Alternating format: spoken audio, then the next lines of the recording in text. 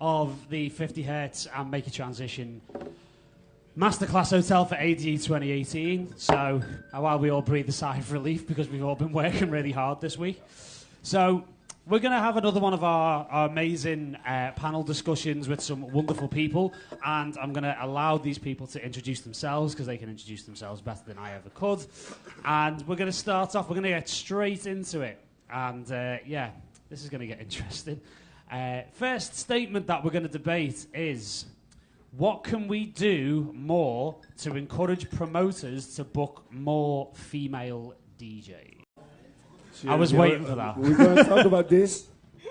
Seriously? Yeah, that's what it's on there. That's what's on there. What's wrong with that question? Listen, I think...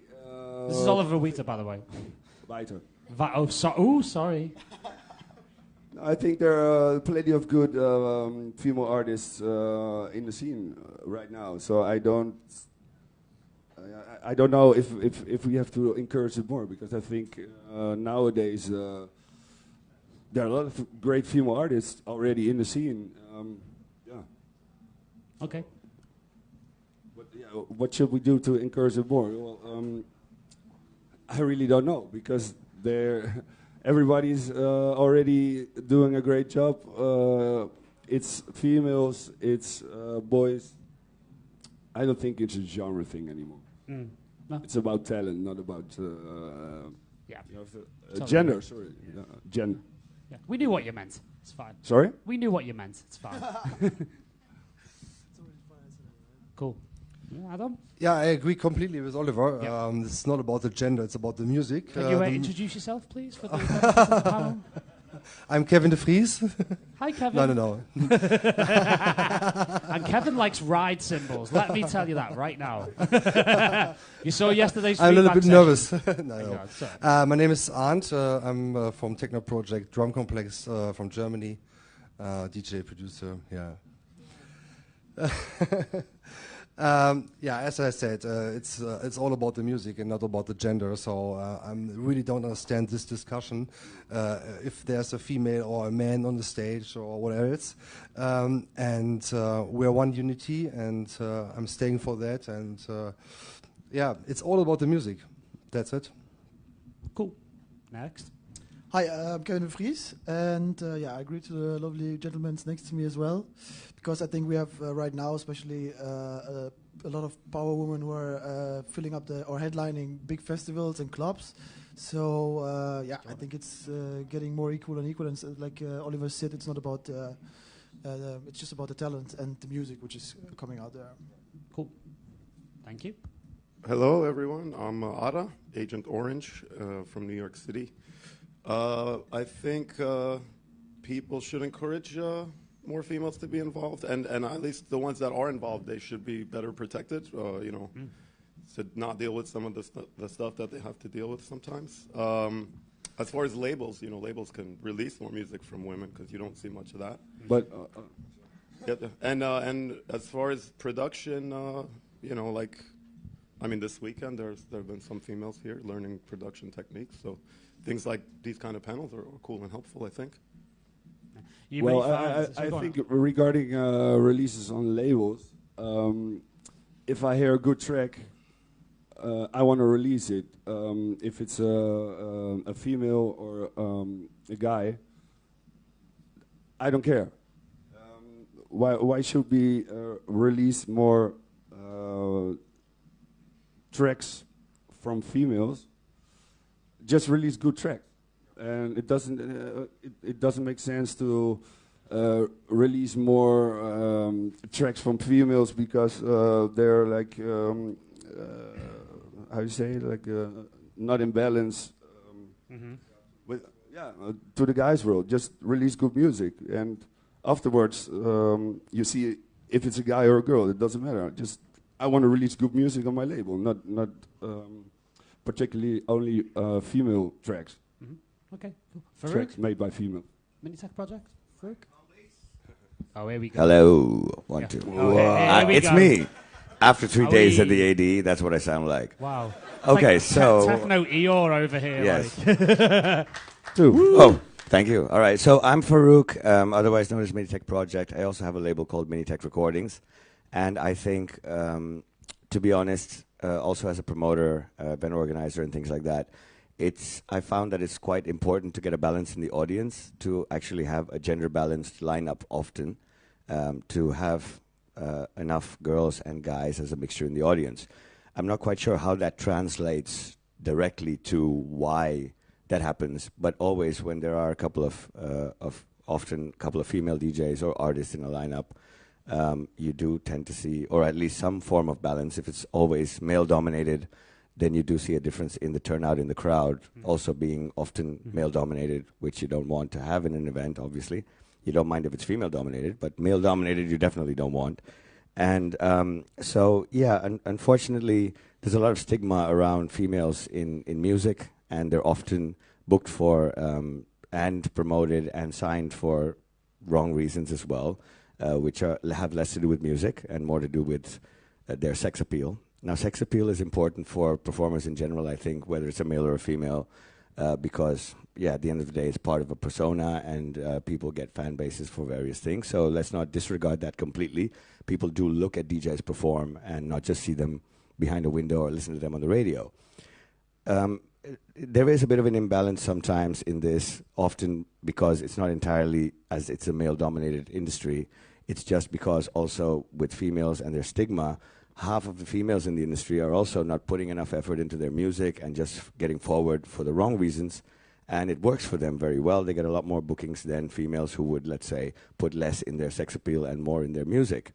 So it's just a thing. It's kind of human nature thing. It's neither a male-dominated industry fault, and it's neither entirely the fault of females who exploit their sexuality to gain ground. It's just one of those things that I think definitely needs a balance.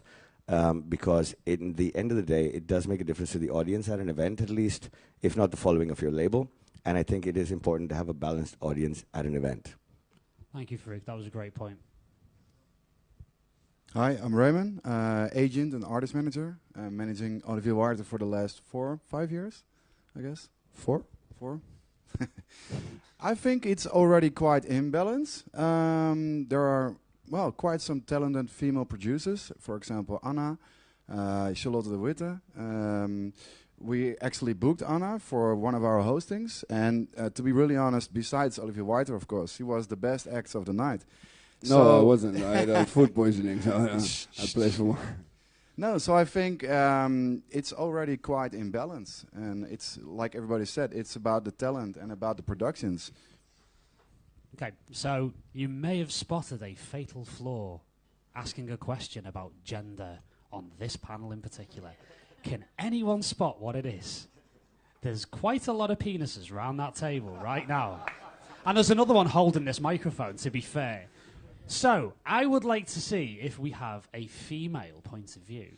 Because we're asking a question about gender. So why not? So do we have a woman here? I would like to nominate Becca. Oh, I think... No, I'm not gonna... You had your hand up. So, okay. Oh, I just... Speak into the microphone, please. I mean, I don't know how to put this. It's like... Well, just say when it. when I go to parties here, it's like a majority of it is male. And then it's like you say you don't care, you know, male, female. And yes, it should be more about the music, but...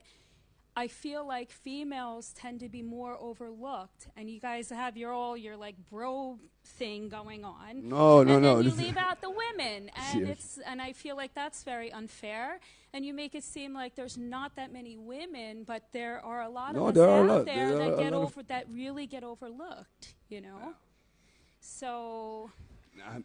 I mean, I think Farouk made a lot of very good points. It's just I feel like females do get looked at differently than male.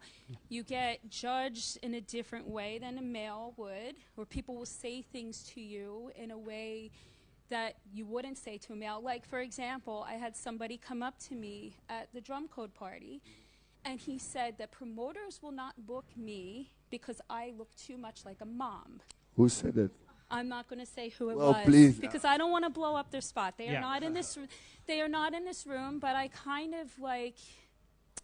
For me, you know, I've spent 25 years doing this, and I'm very passionate about playing music. It's what I love to do.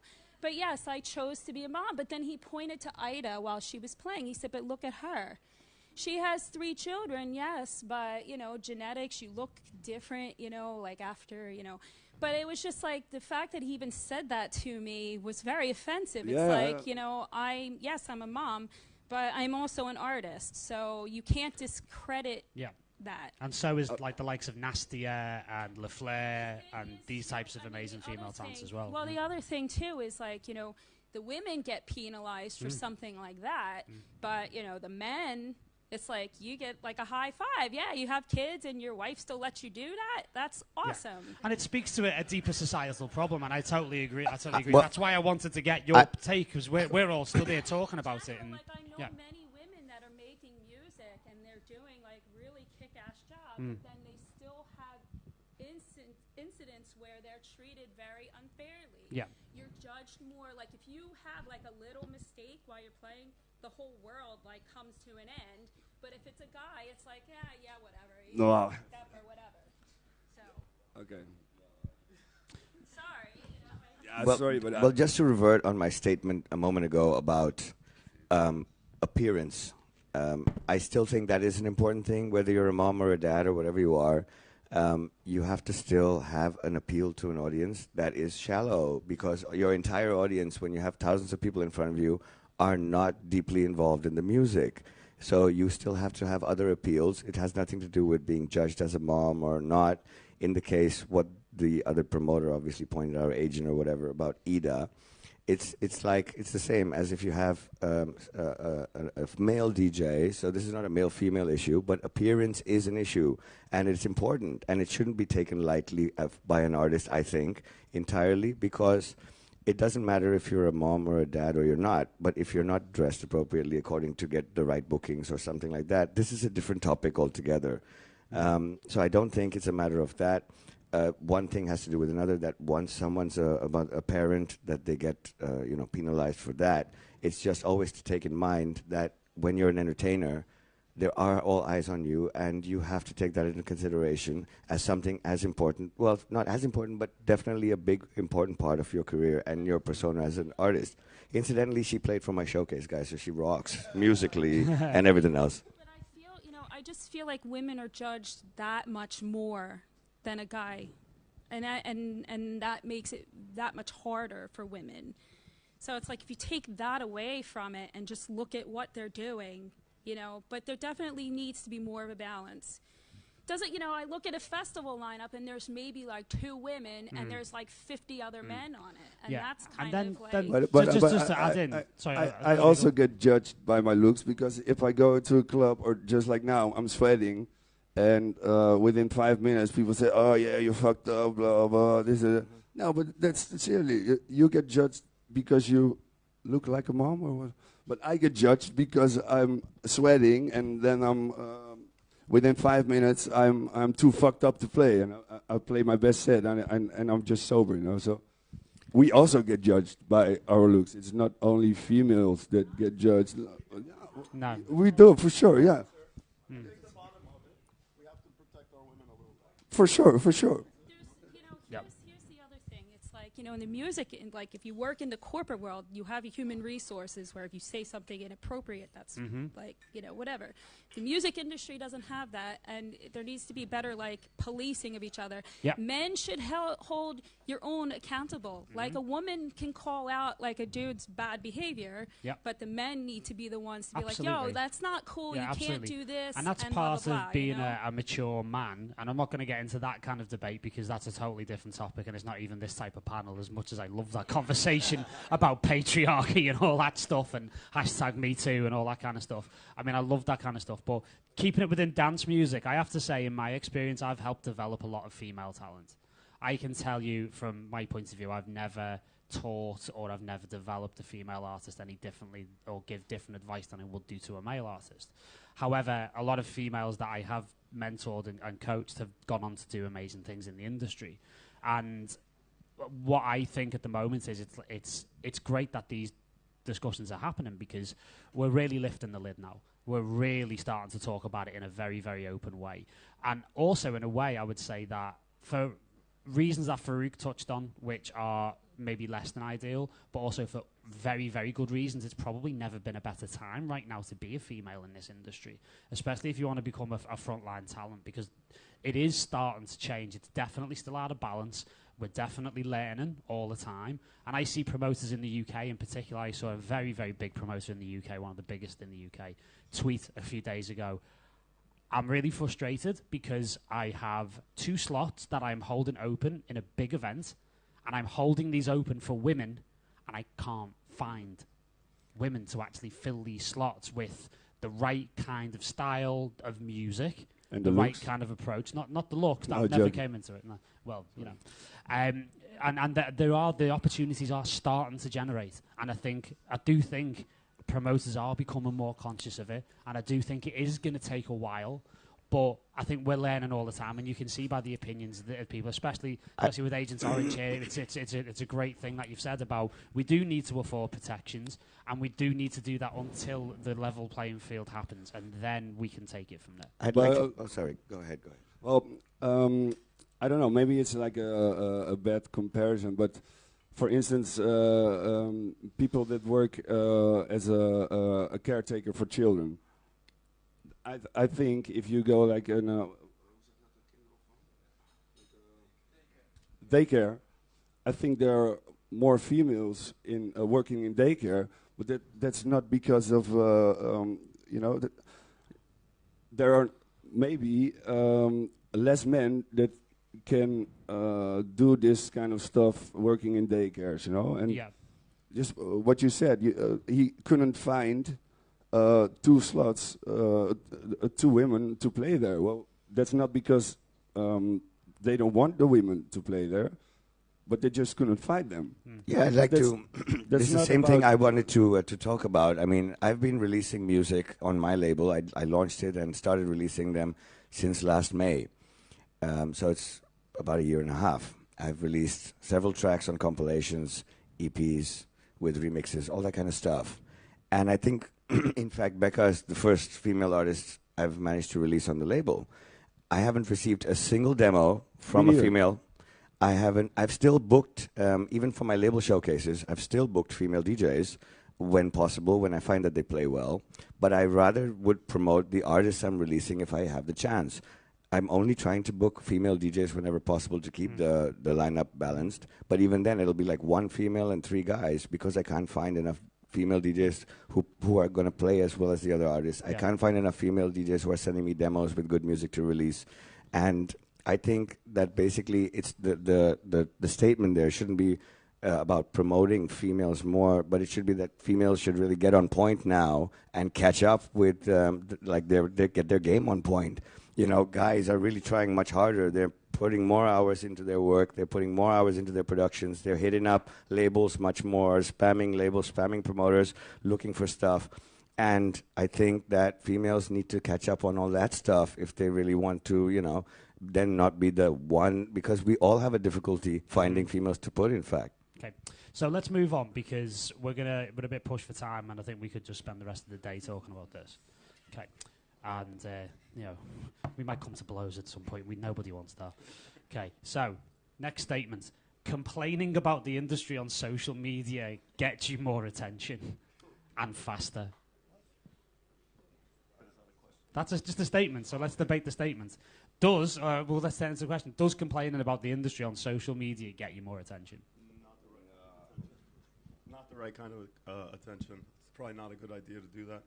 I mean, out of frustration, people do, because, people just are people. They get frustrated. But many times I've written out, page-long statements and just deleted it at the end. Like, what am I doing? It actually, you actually made me feel better writing it all out, slamming the hell out of the keys. But, it's so much better to just delete it, And I've done them, and they have, they have gotten attention. Do you think they get more attention than like a positive post? I've seen that happen sometimes. Like if someone complains about something, then they're like getting all this super crazy amount of hits on that and comments all the way down, man. So I think it does tend to get more attention, in fact, than oh, check out this amazing EP release, or that guy played my track, which should in fact get more encouragement from peers. Sure. But if you say, oh, this sucks, or that guy's got a ghost producer, or Beatport charts are whatever bought out and stuff, bam, just watch the page go down. So I don't know. I've noticed at least it does get more attention. Whether that's the right kind of attention is a different story. But anyone else got something to say about it? I'm curious. Well, if I'm promoting a new release, then I just say something like 50 likes. But if I say this release is by the first female on my label, and then complain about this. I had to go back there, didn't he? No, but it's just because that's news that people want to talk about, you know, and so it gets more attention, but it's definitely not the right attention because it has nothing to do with what you really want to communicate. It gets more attention, but not the right one. You don't want this kind of attention. Okay. I think it's very, you have to choose which kind of things you want to say or complain about in public as well. It's also very, very dangerous kind of area with socials nowadays because also especially about politics. I'm not sure if everyone should tell his opinion about everything on his socials, especially we have such a huge reach on social media and some things can just get into other heads in the wrong way, and then we have things like with XJ last year or something, which it's just like I don't know. Some things shouldn't be discussed public, or you should just shouldn't just post them and just keep it for yourself and complain with your friends or something, but not in public. I think. Okay, cool. Drumcomplex, anything to add? It's no secret that some industries, like artists in Hollywood, working with those negative things around to get more attention. But I'm really not into that to discuss things official on the socials. You can see what happens to an artist, which will crash really in 2 days, lost everything. So, and I think we have to stay positive in a really positive way, and the music is the focus, and not complaining about stuff.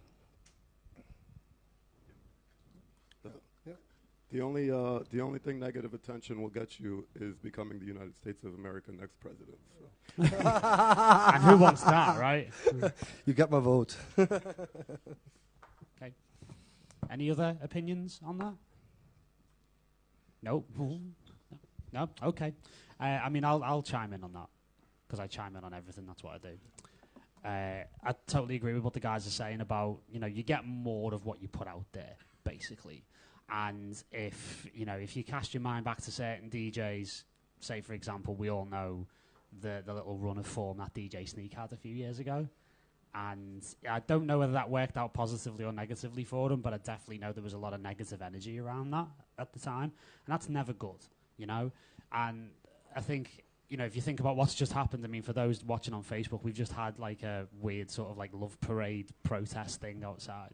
And again, they're talking about the whole thing of,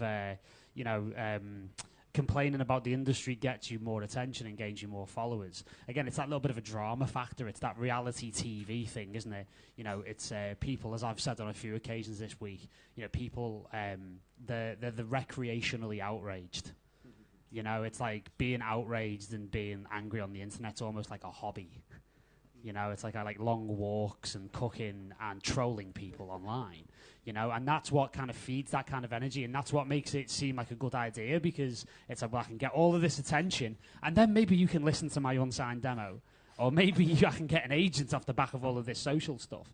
And it's interesting because, again, there is definitely, as you were saying, the right type of attention. And that's not to say that we don't have freedom of speech and we don't complain about anything ever. But if we do it in a constructive and in a very mindful and very conscious way, then that's going to help much more. Yeah, I mean, I'd also like to add that that personally, whether it's artists that I want to get involved with by releasing on the label or event-wise or just collaborating with, I personally, if I see a lot of negative stuff in their social media, actually, because I may not know them that well personally yet, so I'm actually getting to know their personality via their social media until we can obviously get to know each other better.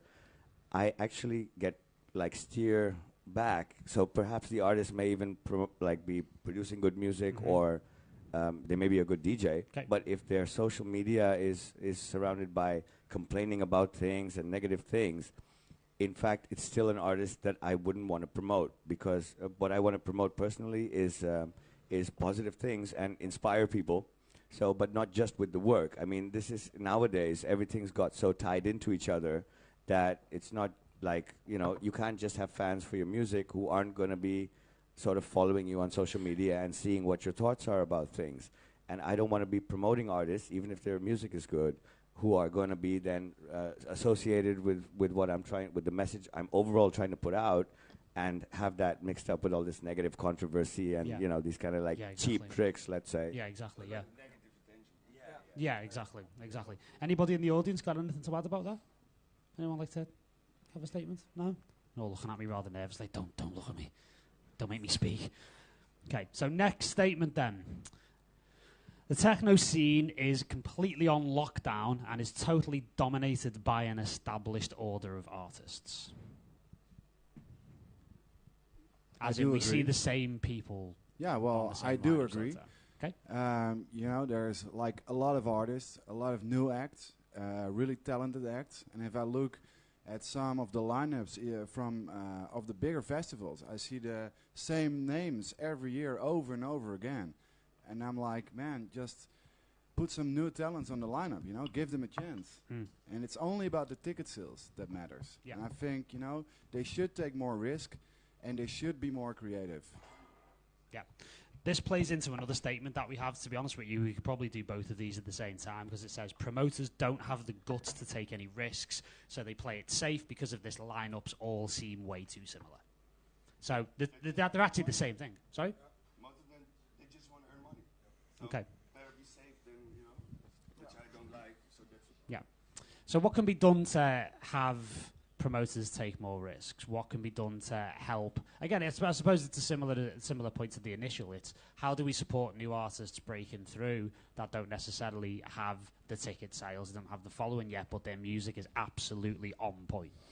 Well, so in my opinion, I think that a lineup should be created in a way that you book, let's say, 2 or 3 headliners maximum, 2, let's say, AA names, and 3 talents, you know. And if that's the formula that the promoters should use, then actually new talents get a chance to expose their talent. And now it's only, I see like big headliners play at 2 p.m., for example, on the biggest festivals. It just doesn't make any sense. Then it's only a commercial thing. Yeah, well, that's why... That's why we. I started with this Weiter showcases, and I always wanted to make like a combination of what Raymond said, like maybe 2 like A names, and just combine it with like the locals or like upcoming talent, because that's how it should be, you know. We did it yesterday, the day before. When was the show? The day before yesterday. And I was working with the promoter, and obviously you're maybe busy for a year, exchanging names, you know, sending wish lists, blah blah.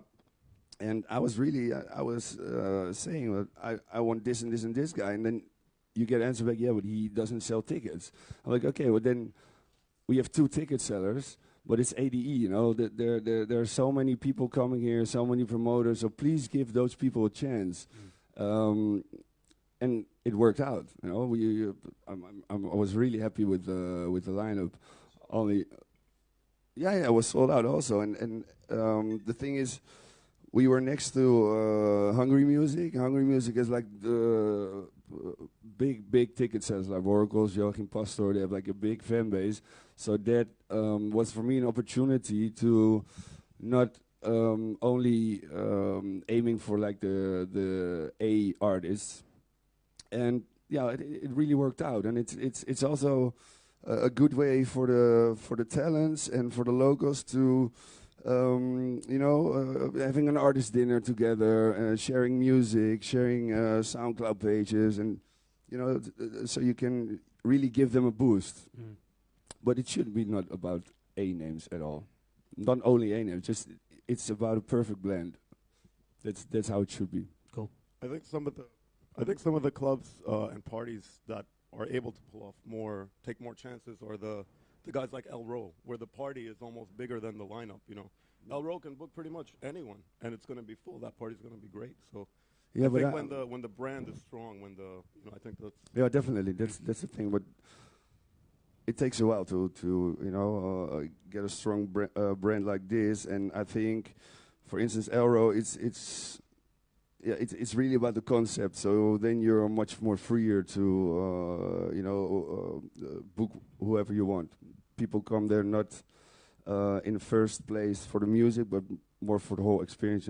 Dress up for CO2 cannons, blah blah blah.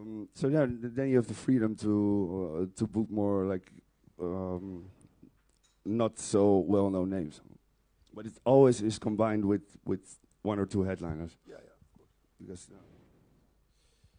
And promoters should also put them on a decent time slot, not just let them always open, because there's no one in the area when it's an opening slot. So just have the guts to put them on a decent time slot. And I think that most of the people, new talents, they introduce themselves via the internet, but also because of the live performances, And back in the days, back in the late 90s, early 2000s, it was more common to have not only the bigger names on a decent time slot. And I've actually I liked it, and I discovered a lot of new acts by visiting festivals like that. So I think it should be more like back in the days. But absolutely. I mean, that comes to a related point that I'd like to make, actually. And it's one I've been thinking about for a while around new talent. And it's this whole thing of, we were talking about festivals and lineups being jammed with A-list names in order to sell tickets. That also has a knock-on effect on the length of a DJ set. Because, you've got a DJ every hour. Then the established talent has to play the open, as they were saying before, with nobody in it, and then there's no room further up the lineup. And even if they do end up further on the lineup, there's no time for them to actually showcase what they're actually about. So do we book fewer DJs in general for events? So we get, say, for example, I remember back in the day where I'm from in Liverpool, you would get a local talent, but they would get 3 to 4 hours to warm the crowd up. By the time they handed over to, say, like a Sasha or a John Digweed, they've had the club full for 2 hours and really showcased what they could do. And funnily enough, some of those people became James Zabila. Some of those people became Lee Burridge. Those types of people that become massive A-list talent, and that's how they got into the game. So promoters, do they have a responsibility to book maybe fewer acts and actually give talent more time to express themselves? Well, the other thing I've noticed with a lot of new talent coming along now is that, at least with a couple of new talents I've discovered as well, they're coming on with relatively low experience on the live front, with a few good productions though. They want to straight away hit the main slot, So if you even give them a long warm-up slot, they do a disastrous job of warming up the room, because they don't have this DJing concept, which for me, I was playing the whole night when I started DJing from start to finish. And that doesn't mean you're banging the night start to finish. That means that you're feeling the room and you're controlling the energy of the room as people are coming in, till the time there's a moment to peak the night and end the night and send them home as well, so that they don't keep staying there. And with a lot of new DJs coming along with this whole trend of these 1 hour slots where you come and just put all your A-game, tracks or the hot tracks of the moment all out there in a hurry. They have a very difficult time, and I have a very difficult time sometimes finding a good new talent opening, to even give them an opening slot, because they struggle to do that. They're already banging the room as soon as they come in, and crowd is coming in, and they're just not feeling it in that moment. It can cause a kind of awkward thing. Yep. So that's another thing I think we need to address more to new talent about learning how, because I think that's a great thing about a long warm-up, So it's from the time it's empty till the time they still get, at least 45 minutes of a crowded room to do their thing. Yeah. So that actually leads to the final statement here. We've got about 5 minutes left. Is about talking about warm-ups and losing the art of the warm-up. Does the scene need more professionalism in terms of if you're going to have a responsibility to do a warm-up, then you actually are professional enough as a new artist to actually do that warm-up correctly.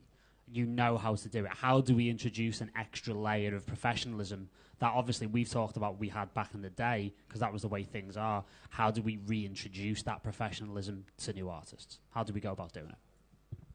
Well, business-wise, I totally agree with that statement, to be honest, because I work in different kinds, genres of music. And what I've heard when I entered the techno scene is like, oh, but this is how it works in the techno scene. You know, we still pay cash, for example, or we still do this, we still do that. And I was like, that's if you say that, then it's always gonna stay that way, you know. And also because there's a lot of competition, and everybody, let's be honest, everybody wants to be the coolest techno DJ nowadays. This is something that I guess it keeps it from developing into a more professional scene. Yeah. So I totally agree, to be honest. Cool. Any other opinions? Do you have an opinion? Hey, I'm late. Yeah, actually, I also agree. When I want to give an example, a few years ago, back in India, when I was opening for Sasha in Bombay, and before a week ago, I got a contract, and there are rules and guidelines to open and do a warm-up set. So if we all do that, and for all the warm-up DJs, I think it may be, yeah. Sorry? That came from where? From his agent, yeah. So I think it's also about experience. Like when I go back like 4 years when I started DJing, I was not aware about how to open a club or doing an opening set. It's also about experience. So more often you play in a club, you learn every single time you learn something new. So also filling up a club is for me one of the hardest parts of the night, actually, because at peak time slot everyone can play and play for 2 hours, but to open a night and to feed the crowd and to set up the vibe for the entire night, for the headliner, that one is the underrated job, in my opinion, definitely. I think a small challenge I see is also in the kind of people that are getting into DJing now, to be honest. Because in those days, like when I started DJing, before I started DJing, I was already one of the first people in the club. You know, I was living the music thing like so deeply that I wanted to be the first person in the club and the last person to leave. Now, you know, you have the people coming for like the main time of the night, partying for 1 hour, then, you know, half the time they're talking in the smoking room and all that kind of stuff. So they're not even paying attention to what's going on. And those guys are the ones asking to play, asking to do things, asking to become DJs. So it's also that the scene has changed to that degree that the kind of people, well, you know, and that's not to say they won't have musical talent or they won't make good DJs, but, you know, it's just that, you know, the kind of people that used to become DJs back in the day were really deeply involved in the music scene, in the club from the start. That was their main focus, you know. There was no social media, there was no this, there was no that, image creation, all that stuff that nowadays, if, for example, someone who has never done or had a skill in their life or of any kind makes an image on social media entirely before their career even starts, and then they're getting bookings now because they're already a persona online, so their first set is already going to get so many amount of people to come as an audience to hear them when it's just about their sort of persona like that. I totally agree, but I think what's also important that DJs should play more after hours. No, but seriously, because the after hours, that's a perfect way to, you know, broaden your musical taste.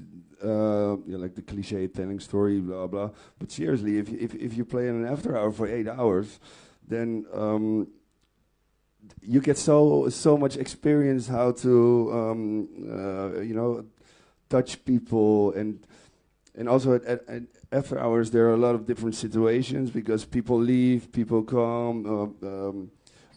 Come to the after hour, people get a little bit tired, so you need to, you know, like giving them more energy music-wise. But seriously, I think that's one of the best learning schools to the DJ craft. Seriously. Great. So we are unfortunately out of time.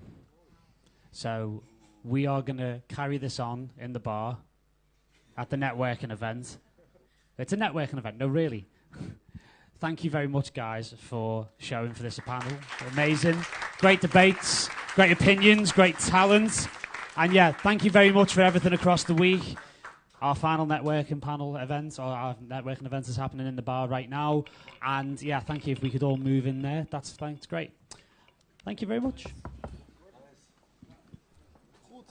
Good job, guys. Good job. Yeah. Thanks, man. All right. Really good. Appreciate it. Thank you. Nice one. Keeping that rolling. How are you doing? Good. Yeah. Thanks for that, man. Thanks, man. Thanks a lot. Great. Thank you so much.